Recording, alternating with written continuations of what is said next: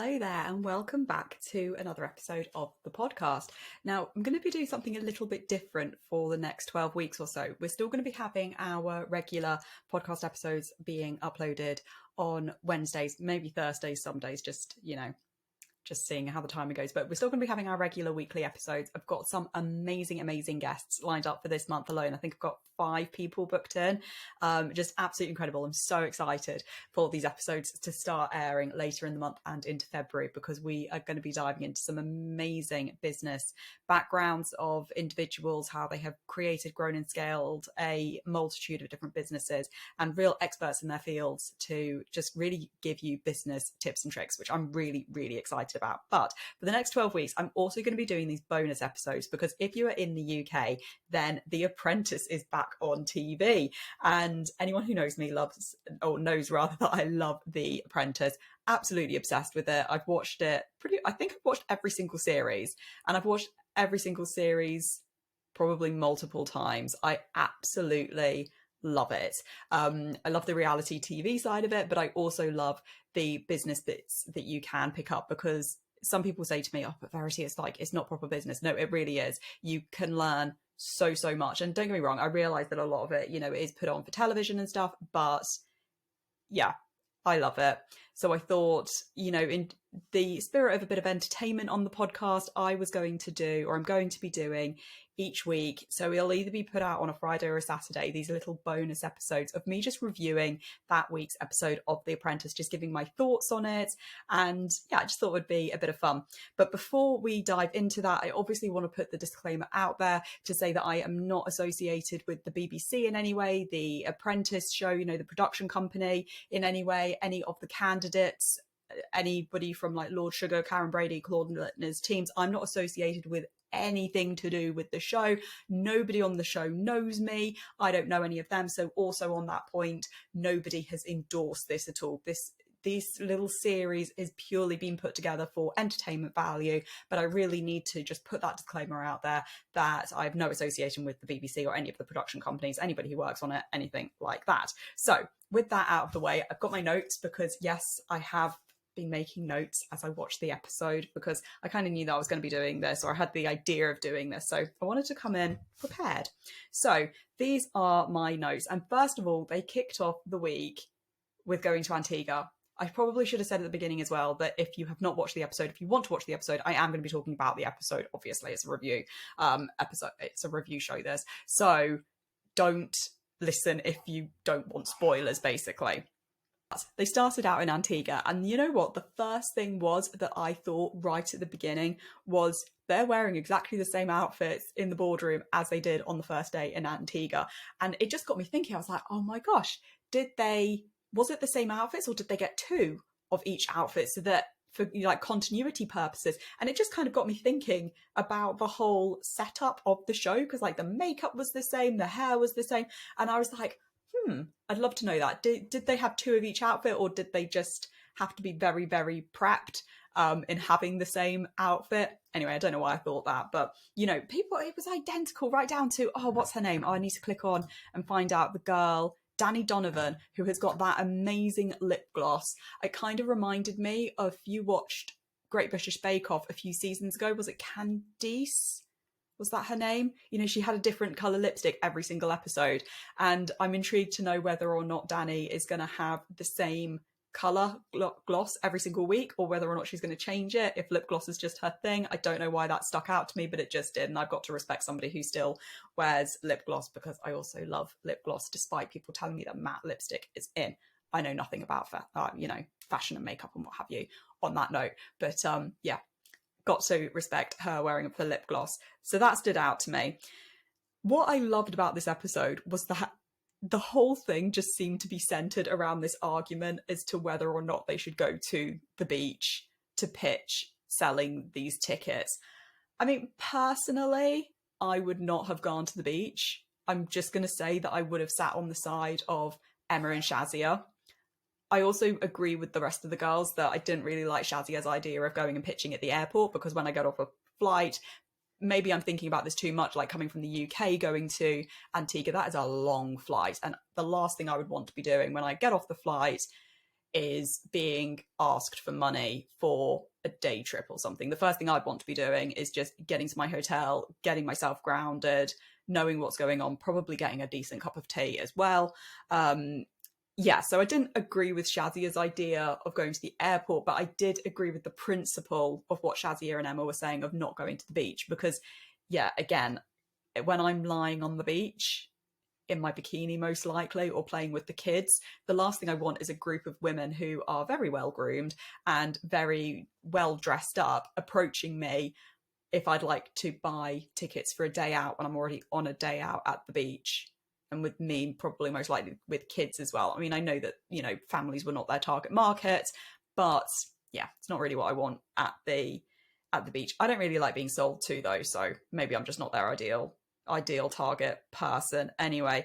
But yeah, I think also they knew that they were onto a bad thing. I mean, did you see the bit where they were approaching people who were swimming in the sea to ask them if they wanted tickets to their catamaran tour? I mean, that to me just shows a bit of a level of desperation, that they are approaching people who are swimming. I mean, there is water blocking you, but you know, you've got to admire their determination. They wanted that sale. They didn't get it, but they wanted it.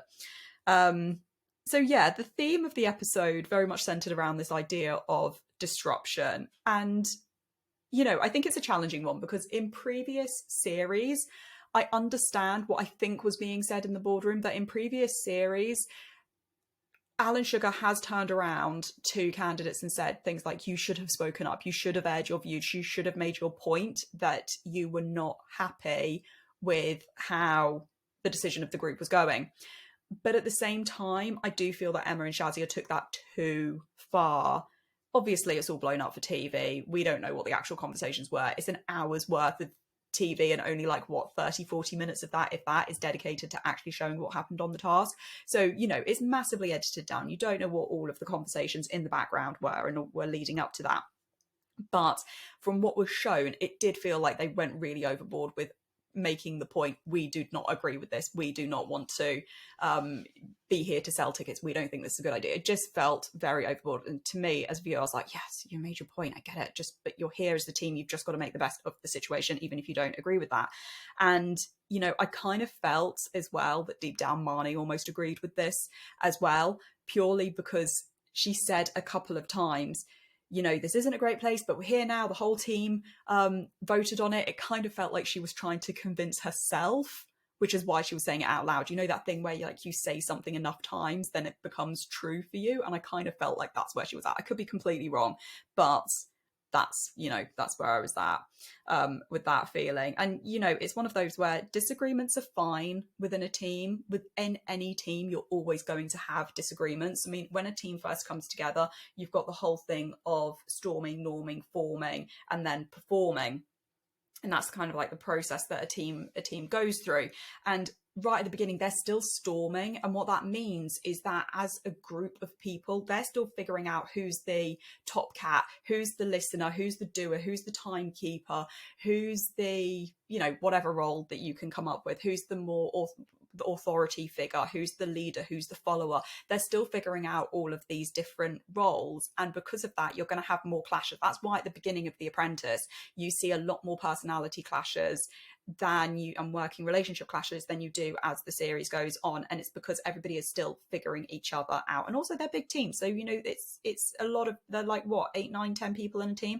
So it's a lot of people that have got to suddenly be thrown together, figure out in a very short space of time how they're going to work together and achieve this particular task. So you're going to find a lot of disagreements there. But the point is that disagreements in a team is absolutely fine, but it's keeping those disagreements to a constructive level. But then I guess it's also difficult because, you know, tempers are running high and, you know, nerves, anxiousness is running high and what have you, because, you know, there's £250,000 at stake here, £250,000.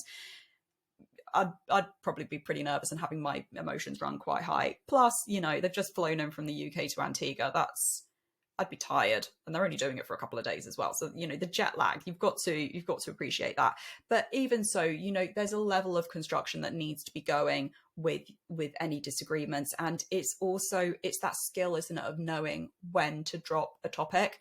And when to just move on, which is very difficult for me to say. I'm a middle child. I am also the only girl in my family. I've got 2 brothers. So, you know, I have always got to be right. I've always got to have the last word. I'm also a Virgo, so which means that I've also got to have the last word all the time. So, you know, it's a bit rich. Anyone who knows me is probably thinking that's a bit rich, you saying you've got to know when to drop a topic and when to just move on. But I think, you know, in business, when you're working in a team, sometimes you have got to know when to just sit back, sigh, and just go, do you know what? I'm moving on from this point. And I think that was very much the point of the boardroom that was being said at the end, is that, you know, yes, Shazia and Emma spoke up, and particularly Emma spoke up, but it just felt like the point was being overlaboured, that they didn't think going to the beach was the right idea. And by the end of it, I was like, oh my God, I never want to go to a beach again. But despite the fact that the beaches in Antigua looked amazing. So that was kind of my, you know, my thoughts and reflections on the bulk of the episode. A couple of other mentions that I want to make. First of all, to Gregory. Oh my God. If that bloke is ever doing a history tour wherever he lives, I need to know. I need to go on that history tour. He was bossing it. He was owning it. And I just thought it was the best thing ever to listen to. I really, really thought that he saved that tour, particularly when, I can't remember his name, but he got asked what ocean or what are we looking at? And he was like, oh, it's the sea. I just thought it was brilliant. But yeah, Gregory, special mention to him. My other special mention is to Karren's kind of periwinkle jumpsuit. She had this periwinkle blue jumpsuit on for most of day 1 of Antigua, and I just thought it was stunning. That is not the kind of colour that I would normally wear, but I want that jumpsuit in my life. I just thought it was absolutely beautiful, and it looked really, really good on her. So special mention to Karren's jumpsuit. And on that kind of summary and roundup, the ones that I am really excited to watch for this episode might change, or this series, might change by next episode, who knows? But I've got 4 people who I am kind of watching and who I really like. The first one is Simba. I just think that I feel like he's got a lot of quiet confidence. I don't feel like he's one of those like shouty, make yourself heard, but I feel like he's got a good presence about him. I like Simba. I think he is definitely one to watch. The other person I like is Victoria. Despite the fact that she failed at her, her team failed as her first time as project manager, I actually quite like her. I think that she's got a fieriness in her, and I feel like she's one of those people who, you know how every series there's at least one person who gets to the later weeks where the panel all decide that actually that person has changed a lot and they have taken on board a lot of feedback. I feel like she's one of those people. I feel like she's got a lot in her to offer, and she maybe just needs a bit of mentoring around that. So I think Victoria is my other one to watch. Gregory, I just love him for the entertainment value. Don't get me wrong, I'm interested to see what his business plan is. I'm interested to see how he manages a team and all that. But I just think he is great. I feel like he's somebody I would definitely get on with. And if he's doing a history tour, I will be there. And my final one to watch is Rochelle. She's the girl who referred to herself as the Kim K of the business world, which did confuse me slightly because, Kim Kardashian is a businesswoman as far as I'm concerned, because she owns multiple businesses and she's a multimillionaire. And yes, okay, there's a lot of arguments as to whether or not, how self-made it is, the family influence, yada, yada, yada. Not getting into that. The point is, though, in my opinion, Kim K is a businesswoman, but I like Rochelle. I liked how she seems to just be able to think on her feet. She seems to have quite a lot of confidence, but again, she seems to be quite constructive in how she delivers that confidence and how she delivers feedback. I really liked when she was on the second beach and it was obvious that, nothing was really happening with the photographs, and she just jumped in. She completely just pulled that out of the bag as far as I was concerned. And yeah, I like Rochelle. I'm really interested to see how she how she performs when she gets her turn to be project manager. I say when they get to be there, Simba, Victoria, Gregory and Rochelle, when they get to be project manager, or if they obviously get that far in the process to have that opportunity, because we don't know what's going to happen in week 2, who's going to be PM and going forward. But Simba, Victoria, Gregory and Rochelle, those at the moment, after watching one solitary episode, those are my 4 that I'm watching. And I would love to know, what did you think of last night's episode of The Apprentice? Let me know in the comments below. If you're watching it on YouTube. Obviously, if you're not watching on YouTube and you're listening onto the podcast instead, let me know on Instagram at @VeritySongon. I would love to know who your people are. Do you agree with me that Simba, Victoria, Gregory and Rochelle are the ones to watch, or did you actually really hate them? Not hate them, that's a bit strong, but did you really dislike them? Are there other people that you feel are the ones to watch instead? I would love to know what you think. And yeah, I'm excited for next week's episode, also the episode of You're Fired, because I love Tom who presents that. I think he's brilliant.